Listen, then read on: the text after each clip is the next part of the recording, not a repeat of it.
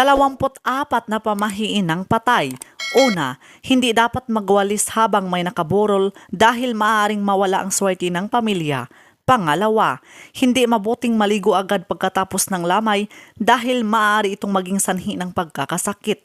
Pangatlo, hindi dapat matulog habang nagbabantay sa patay upang hindi maistorbo ang kaluluwa nito.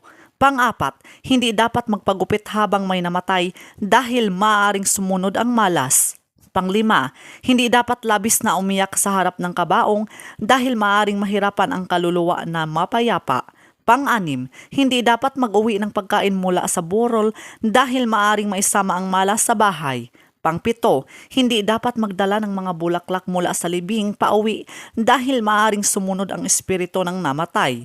Pang-walo, mainam munang dumaan sa ibang lugar bago umuwi mula sa sementeryo upang hindi masundan ng espiritu. Pang-siyam, hindi dapat lumingon habang papalayo sa puntod upang hindi sumunod ang kaluluwa. Pang-sampo, hindi dapat bilangin ang mga taong dumalo sa lamay dahil maaring magkaroon ng kasunod na mamamatay. Pang-11, hindi nararapat mag-ingay o maglaro ng sobra sa harap ng kabaong bilang paggalang sa namatay. Pang-12, hindi dapat magsuklay sa harap ng kabaong dahil maaari itong magdala ng malas. Pang-13, hindi dapat magdala ng bagong kagamitan sa bahay habang may nakaburol dahil maaari itong magkaroon ng kamalasan. Pang-14, hindi magandang magpakuha ng larawang nakangiti kasama ang kabaong dahil maaari itong magdala ng malas. Pang-15, hindi dapat magbukas ng payong sa loob ng bahay habang may patay dahil maaari itong magdulot ng kamalasan. Pang-16, hindi dapat magsuot ng gintong alahas ang yumao dahil maaari nitong maistorbo ang kaniyang kaluluwa. Pang-17, kailangang patayin ng maayos ang mga kandila upang hindi maistorbo ang kaluluwa ng namatay.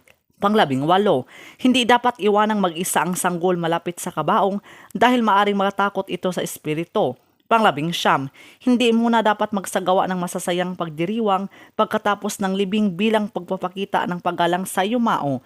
20, hindi dapat agad umuwi pagkatapos makiramay sa patay upang hindi sumunod ang espiritu ng yumao. 21, kailangang maghugas ng kamay matapos makipaglibing upang maiwasang madala ang malas sa tahanan. 22, hindi dapat itapat ang salamin sa kabaong dahil maaring makita rito ang espiritu ng yumao. 23, hindi dapat manahi ng damit habang may patay dahil maaari itong magdala ng kamalasan. 24, hindi dapat magsuot ng pulang damit sa lamay dahil maaari itong magdulot ng hindi magandang kapalaran. So yun lang po mga kaibigan, so please do subscribe and hit the notification bell para ma-update po kayo sa susunod na mga videos. Maraming salamat!